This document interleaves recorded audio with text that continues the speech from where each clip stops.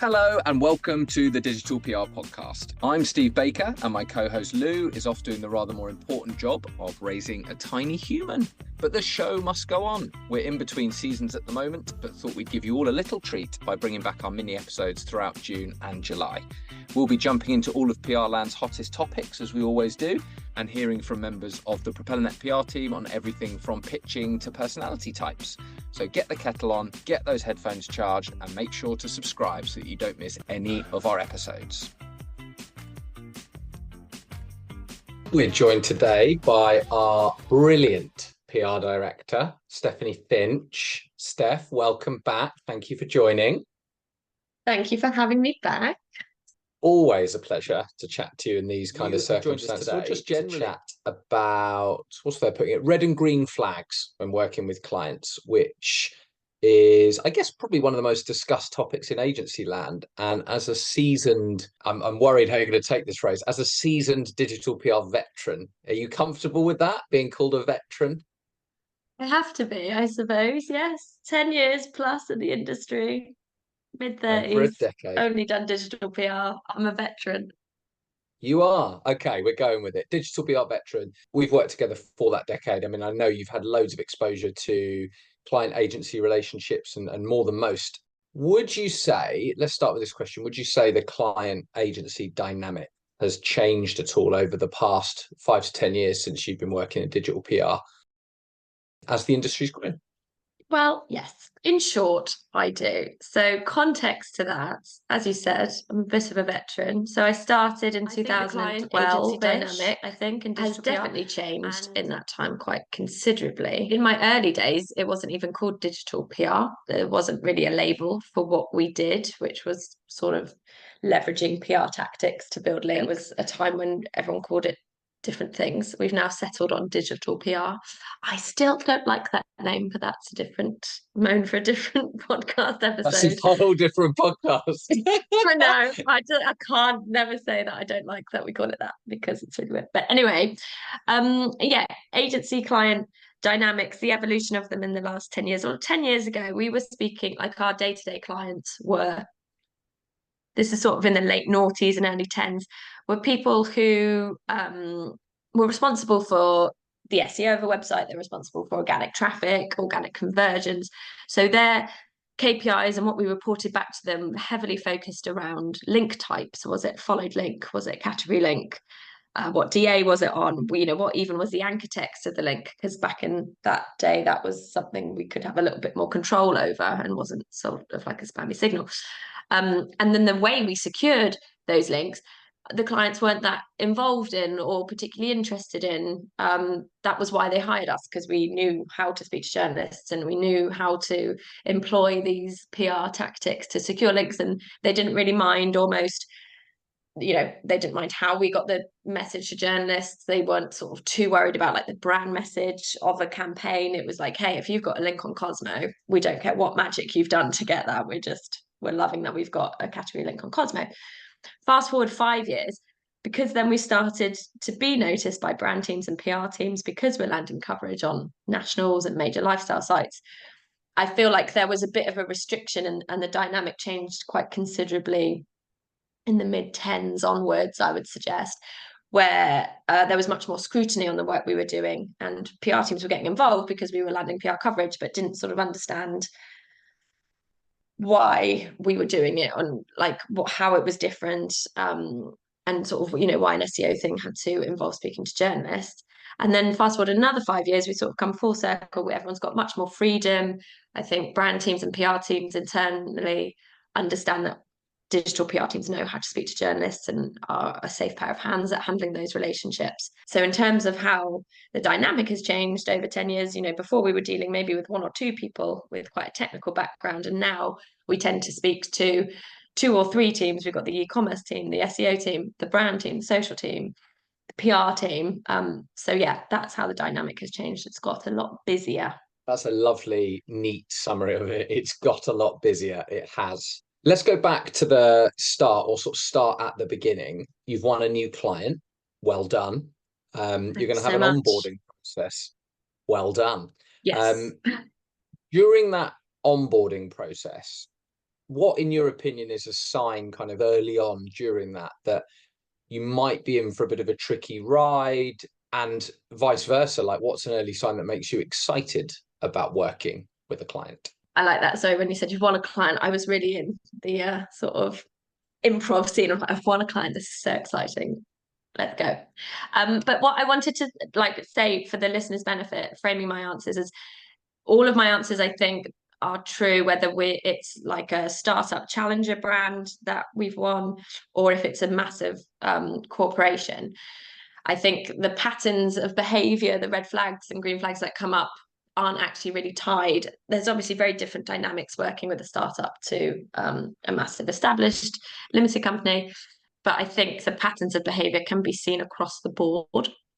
And also, of course, I think that phrase I probably use a lot, patterns of behavior, because it's not just a one-off, and everyone is human. They're clients dealing with internal pressures, their own life pressures, their own existential crises that we have to give them the benefit of the doubt for. This isn't sort of like a bad professional relationship. These are just patterns of behavior that we see. And I think over 10 years, you start to see these patterns. So when it comes to onboarding processes in particular, those early days, obviously the pitch is a massive part of it, and you're involved quite heavily in new business and pitching. And I know that back in the day, like a long time ago, 7 years ago, informally, in the office, we would say, like, we just don't work with dickheads. Like, our policy is no dickheads, which is obviously difficult, and it's not a fail-safe way to win new business. But we are very blessed that we do seem to only partner with and collaborate with brands too, which is quite nice. So, but that's a separate podcast again, maybe the pitch process. But let's say we've onboarded them early days.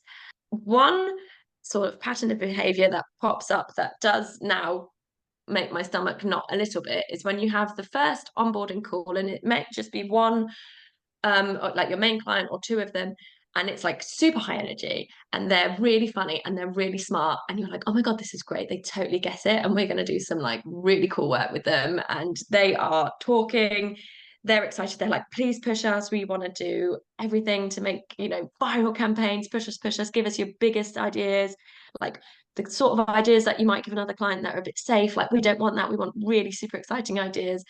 And you finish the call, you're buzzing and you're loving life, and you can't wait to get started, and you go and do all the admin, you set the Slack channels and you put in the fortnightly calls, and you send them an email with all the actions, like, yeah, do you remember you said that thing, and we're going to go and do that right away because that's great. And then there's nothing, and you just don't hear from them again for like a week, for 2 weeks. It's just, and you're following up, and suddenly all that like excitement and potential is just gone. And it does seem to be a bit of a pattern when people are on in person, they can be so ready to do great work, but then when it actually comes to the sort of tedious day to day, there's suddenly radio silence. So that can be that's a pattern I've noticed over the years I've worked with, that can be a bit of a red flag. On the other hand, so I guess then like a green light, the converse of that is having quite a nice steady intro call. Like if they're a bit nervous or a bit hesitant, that's almost like a better sign that at least they understand what the next actions are, because it does involve sort of work. A really good green flag, I think, is when they invite other stakeholders to those early calls. So when the onboarding calls involve the PR team or the brand team or social team or whatever other team want to get involved, it can mean that these calls take longer, or that there are more of them. And sometimes you have to re-explain what digital PR is and what we want to do and why we want to do it. And you can feel like, oh God, this is going to take ages to actually get anything off the ground. But I sort of prefer that, because in my experience, then it's sort of, you're safer that once you have gone through that process and you're up and running, you're going to keep going. I sort of call them like tank clients, like a big army tank, because it takes a lot of energy and patience to get it moving.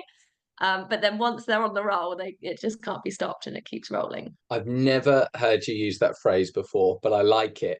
I like it a lot. You're right in that, like, there's so, like, we can't assume with clients just as they can't assume with us. Everyone's different. Every setup is slightly different. And you referenced there, like, working with quite a lot of people at once, and everyone has a kind of different knowledge and range of experience with regards to digital PR and working with digital PR agencies. Thinking specifically about digital PR, what in your experience like do clients do that make it kind of clear that there's maybe a bit of a knowledge gap when it comes to how it works? So I do think a large part of what we do is down to education at the first bit, like from pitch stage to actually like sort of starting work. But yeah, what in your experience kind of shows that slight lack of knowledge, or a bit of a knowledge gap? I think the PR bit of digital PR, SEO PR, is where the biggest knowledge gaps tend to be. We still get this happened more 5 years ago, but it can still happen when clients ask us to maybe change a no follow link to a follow link, or to change an affiliate link to a follow link.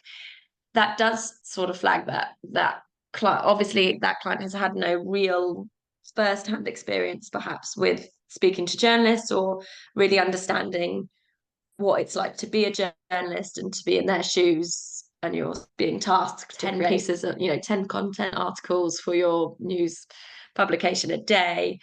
You have absolutely no you have no say over the kind of linking code that goes over your piece of writing at all. And so yeah, that sort of naivety perhaps to how the publishing world works can be flagged a bit when people are like, oh, can you just change the kind of link?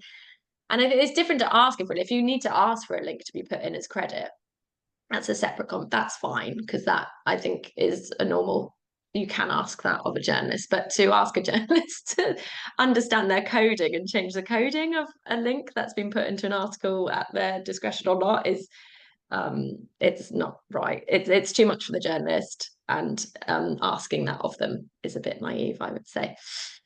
Another one really is, and I get that sort of maybe comes from someone with a more technical background, and then someone with a more brand background, perhaps, what they can do, which shows again a bit of naivety around how PR works, is when we get press releases and they keep wanting to add more and more and more company info into the press release. It's almost then starts reading like an about us section of their website, and the story and the hook that we've created gets lost because they want to talk about all the initiatives and how great this company is, and it just ends up reading like a it's like sort of sticking the boilerplate within the main part of the email. So that again flags that okay, you probably don't pitch a lot, because you will understand that having too much of that kind of information in the main body of the release completely swamps your story. So yeah, those sort of two different knowledge gaps, I suppose. A more technical one is when they ask you to change link code, or ask you to ask a journalist to change link code, or they just completely spam your release with too much brand info that kills your story. I've been there. I think we all have. You referenced at the start about digital PR, the world of digital PR, and that I guess it's got busier, is what you said. So we have over the years had lots of different examples with clients that have in-house marketing teams or other agencies that they work with, whether that be kind of advertising, traditional PR, etc., that we would work alongside, and sometimes an agency gets brought in to run the whole show. What's one of the main difficulties that you have or have experienced when working with kind of protective? I mean, you referenced one of them with the about us section and trying to sort of force too much brand info into a story or a release. But yeah, when you work with those kind of teams, what makes it difficult to get the ball rolling on kind of campaigns and stories? This question is a tricky one to answer, because it's so easy, I think, as a PR to lay into brand a bit, because what we have to remember is that promoting whilst protecting a brand is actually a really difficult job. It is very tricky, and so naturally, I think between brand teams and PR teams, there will be like safe conflict. Like there will be times where how we reach our KPIs sort of conflict or clash a bit. For example, we worked with a walking holidays client, or they do sort of like explore, tour adventure holidays, and that film Cocaine Bear had come out, and we were like, oh my god, let's go out with like where the most bear attacks happen in North America, or where you're most likely to be killed by a bear. Naturally, the brand team's like, absolutely, I think not. We're not going to associate. We can't go out talking about bears killing people when we want to talk about exciting, life-fulfilling, lovely walking holidays, which is fine. And I mean, the thing is, we did do it as a bit tongue in cheek, and it was one of the early days where you're sort of sounding out where the risk levels, or how protective of a brand people are. And any digital PR team worth their salt will understand that obviously that is not a sensible idea to suggest when you're trying to sell a walking holiday.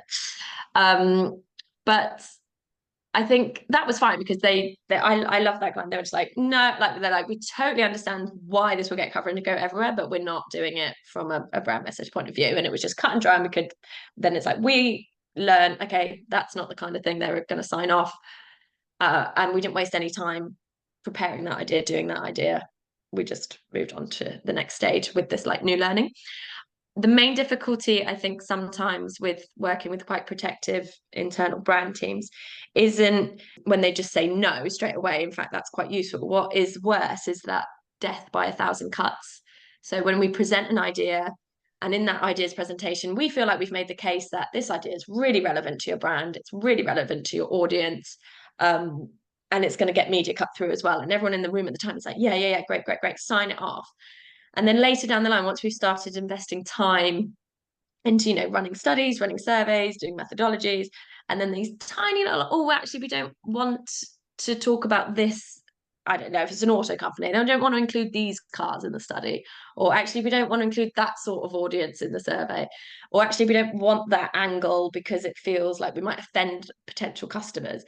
And at the time, you're like, oh, yeah, no, that's fine because it's just a little tweak and it's just a little tweak and it's just another little tweak. And then eventually at the end, you have this release that's got no killer hook, no exciting methodology, no real opinion or comment about the findings.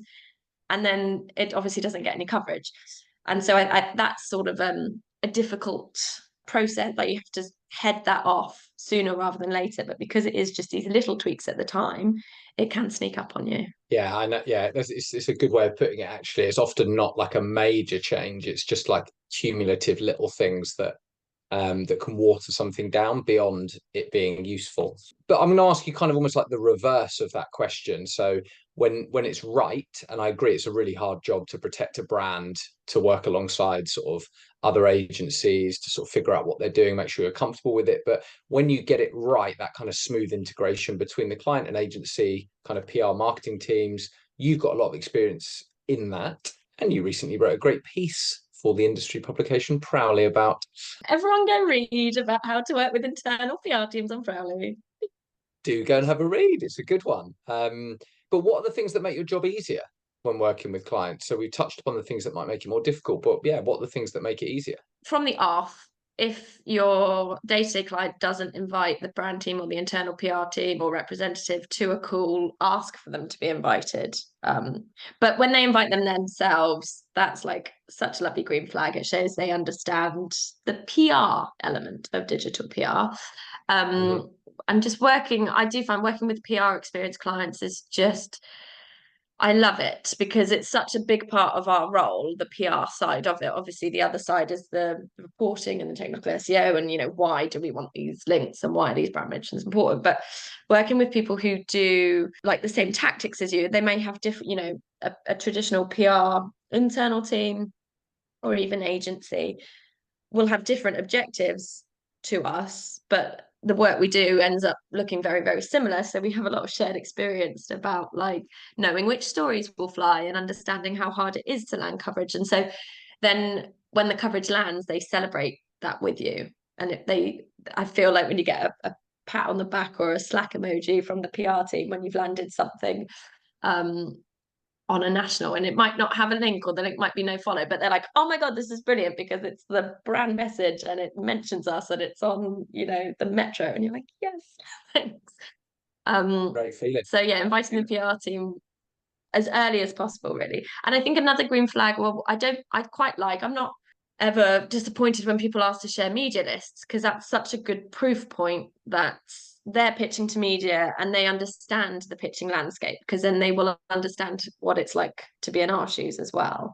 And it also shows that they're careful about overlap and they value their relationships with journalists, and the fact they're being professional and careful. It's just a lovely sign that they're going to give the same respect to our work as well. And then another one which does happen from time to time, which I do really like, is inviting us to internal brainstorms or internal status updates where sort of it'll be a across the board marketing call, and we won't sort of be necessarily a massively active participant in those calls, but it just gives us a view of what is happening internally, like what it's like to be our client, and the people they're working with, the other sort of teams and colleagues they have, what ideas are being brought to the table, what pressures they have working within that company, and just really helps us understand them more. And then that makes our work better for them because we understand the other conversations that they're having when they're not talking to us. You touched upon the creative process there. So just to sort of stick with that for a second, when it comes to clients and the creative process, what's like the dream scenario for you? Like what should, in your ideal world, clients be doing to sort of make the absolute most of that and our creative talents? It's a good question, because I feel like so much of the onus is on us to be the creative minds and to come up with the idea that blows them out of the water. But it's obvious, it's a cliche, but it's when the collaboration happens, when clients bring their builds to us. So I had, like, there's two examples. One off the top of my head was when we presented to our client Scrap Car Comparison this idea that people were very stressed with the pandemic and were feeling very ragey, and we could give them the chance to go and beat up a car, perhaps with a baseball bat or something like that. And the client was like, yeah, no, that's cool, except what if we know some guy who has tanks? What if we blew up a car instead? And it was that sort of bill. You're like, yeah. I had this ridiculous phrase about yucking your yums. But the yucking your yum is like, Sorry. if we had been like, oh yeah, why don't, because you can get clients on the other hand where you're like, oh yeah, let's, to get your rage out, smash up a car with a baseball bat. A client who yucks your yum would say, oh yeah, but like, what if whilst they're doing that, a piece of glass flies off and hits them in the face and then they sue us? And like, well, yeah, okay, maybe we need to think about that. But a client who sort of yums your yum is like, oh yeah, but instead of a baseball bat, why not? Why don't we make it a tank? And you're like, yes, okay. And those, but we've had another one as well. We work with a travel client, and we were working on a David Attenborough piece about how influential he is on people's travel. And they were really excited about it. And they were like, yeah, we want to create this sort of David Attenborough comparison tool. But they wanted which would be great for us, but they were also thinking like that would be great for our newsletter content, for our social content, for like customer retention and our content teams. And so it's great they have these ideas, but what was very specific about those two lovely clients is that they went and did it. They invested time, they sought out, they delivered on what they said they would do in the creative moment. And we all benefited from it. Yes. I totally agree. I mean, you can kind of coach feedback, I suppose, and ask for a little more. But I think the worst case scenario is where you're just seen as like a commodity, where it's like, just give me ideas, which is obviously what we're paid to do, and that's fine. Yes. But where it's just like there's no feedback, and it's like not that one, not that one, not that one, and you're like you're left a bit confused as to why. And yeah, as you say, the best case scenario, I've had an example as well where one of our really successful ideas from sort of recent-ish years was like they didn't change the theme, they didn't really change like how we were going to do it, but we presented a version of an idea and they went, we love this, but how about this? So and then you kind of go, okay, that's really, really intriguing, because it shows you've listened, it shows you're really invested in it, it shows you like the idea, rather than just going like, and we're not precious about that, and we shouldn't be, because clients are really intelligent people who have fantastic ideas. So like, we should listen to those. So yeah, some good examples there. Before we finish, I want to ask you one more question about reporting, and then ask you for your kind of 3 things or like top tips, I suppose. Let's just talk about reporting first. So at the start, we talked about how digital PR has kind of evolved quite a lot, and it used to be a lot more on like the number of links and DA scores and like, anchor text matches and things like that. Some clients obviously still kind of get wrapped up with those metrics when it comes to kind of deciding what is and isn't good coverage or good links. What's your opinion? It's something I know we have discussed internally as well, but what's your opinion on clients wanting to set a link target for a campaign? Is it a red or a green flag for you? Red or green? What did the kids say? Is it beige flag? Well, no, I don't that's know. something else, isn't it? Don't- You're coming up with That is lots a of new term. I don't sayings think here. no, a beige flag's definitely like a TikTok thing, but I don't think it applies in this context. But what I'm trying to say is, I don't think it's here. I don't think it's a red or green flag. I think it's a good way. I think if it's collaborative, if they come up and they say, we think the link target is 100 links per campaign, and there's no sort of negotiation or conversation around that, that's an obvious red flag. It's nice when they say, could you set a link target? And they leave it to us to set our own. We're obviously very honest. So I don't mind them. They keep us honest, I think, link targets, and they help manage expectations. I think the important word in link target is target. Like a lot of people think that's a minimum, and it's like, it's a target. And obviously not all the links are equal. So it's like, well, we could have a target of 15 links, but say we only got 7, but they were all follow links to a category page on relevant sites, then it's like, oh, come on, that's pretty good. And I think if you have a healthy communicative relationship with your client, then that works. One thing I find so incredibly useful is not having a link target, like a hard link target per piece of work, but rather having a link target that covers a number of different pieces of activity. And it gives you a safety bit. And it is the nature of PR. And if you work with someone with PR experience, client side, they understand that too, where you're like, look, we'll do 6 pieces of work. 2 are going to go really, really well. 2 are not going to get anything, and 2 are going to average out. So, like, on average, that's, whatever, 20 links per campaign. But as a whole package, so it's like over 100 links.